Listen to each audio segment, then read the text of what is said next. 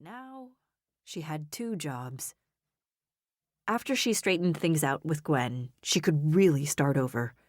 Not here in her sister's town, where everything had fallen apart when Wynne was a teenager just a few years older than the girls at the other table, but in a sun-filled part of the country that had secretly been her dream location for a while, where no one knew her or of her penchant for making the wrong choices in her personal life.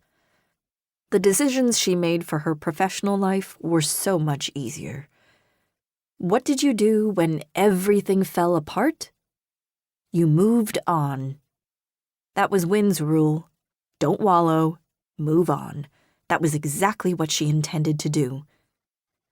She just had to explain it to Gwen. Here you go. A gray-haired lady with purple highlights placed the order in front of Wynne. Caramel latte and a pita sandwich. Thank you. Wynne glanced up at the woman. Her name tag said Ginger. Are you the ginger on the sign outside? The lady crossed her arms and leaned against the sturdy chair opposite Wynne. I am. You have a lovely place here, Wynne said, and sipped the coffee. The warm smell of the pita bread assailed her. She hadn't eaten since leaving Seattle before lunch. Thanks. I think so, Ginger grinned. Are you new to town? That was a good question without much of an answer. I guess you could say I'm not. I lived here until I was 15. Gwen Olson is my sister. The deputy mayor? Wynne nodded. Everyone in town is excited about Gwen and Carson getting married. They make the perfect couple. Wynne smiled at Ginger. I'm here to help Gwen plan the wedding. Absolutely, she wanted what was best for her sister. And from her brief interactions with Carson, he seemed like a good guy who would stand by Gwen's side through thick and thin. At least she hoped so. Better than anyone, Wynne knew there were no guarantees in marriage or life. Aside from her personal experiences, her job as a divorce attorney had made that abundantly clear. Maybe Gwen would have better luck than her baby sister. I think I heard from Adele. She's your grandmother, right? That you're a divorce lawyer? Wynne nodded. Small towns.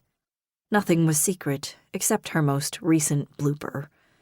She certainly hadn't told anyone, not even Gwen, though that was about to change. Out of the corner of her eye, she saw that the tweens had stopped talking, their attention shifting in her direction. The brunette stared at Wynne, then turned back to the blonde, animatedly resuming their heart-to-heart. Wynne thought she heard, "That's it, just what I need," but couldn't be sure. Welcome back. I'm sure Gwen is glad you're here. Ginger glanced over her shoulder at the growing line of customers. It looks like I'd better get back to work. Enjoy your stay. Wynne took a bite of her sandwich, which was very good, and glanced at her watch. It was close to 3:30, when Gwen had said she'd be getting off work. She searched through the windows to see if her sister was anywhere close, then shrugged. Easily distracted, Gwen would get here in her own time. She had a lot on her plate. A successful Valentine's weekend in the rearview mirror, a new fiancé, a house remodel she was spearheading, a job that kept her running. Her sister's life was a good one, if you could get it. It must be nice to be living the dream.